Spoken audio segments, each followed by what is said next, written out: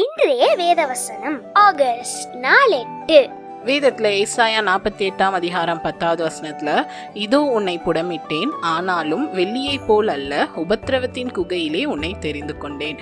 ஆண்டவர் நம்மள புடமிடுகிற தேவனா இருக்காங்க, ரிஃபைன் பண்றாங்க, கிளீன் பண்ணுகிற தேவனா இருக்காங்க. எப்படி வெள்ளி பொண்ணெல்லாம் ஒரு பல குகைகளில் மண்ணை டிக் பண்ணி தான் அதுலேருந்து வெள்ளி பொண்ணெல்லாம் நமக்கு கிடைக்கிது. ஸோ கிடைச்ச உடனே நம்மளால் அதை யூஸ் பண்ண முடியாது.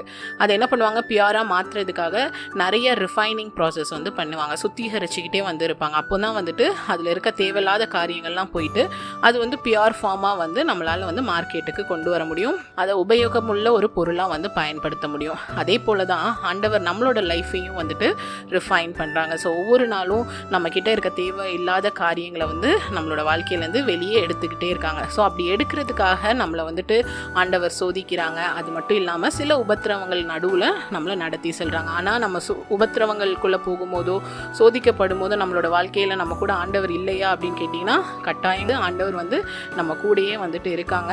ஆனால் நம்மளை அந்த உபத்திரவத்துக்குள்ளே ஆண்டவர் அனுமதிக்கிறதுக்கான காரணம் நம்மளோட வாழ்க்கை சுத்திகரிக்கப்படுறதுக்காக. நம்ம சில கஷ்டமான சூழ்நிலைகளுக்குள்ளே போகும்போது தான் நம்மளோட வாழ்க்கையில் இருக்கிற குறைவுகள் எல்லாத்தையும் நம்ம ஐடென்டிஃபை பண்ணி அதை ரெக்டிஃபை பண்ண முடியும். ஸோ அதனால சில உபத்திரவங்களை நம்மளோட வாழ்க்கையெல்லாம் ஆண்டவர் அனுமதிக்கிறாங்க. ஸோ ஆண்டவர் ஒவ்வொரு நாளும் நம்மளோட வாழ்க்கையை புடமிட்டு கொண்டே இருக்காங்க.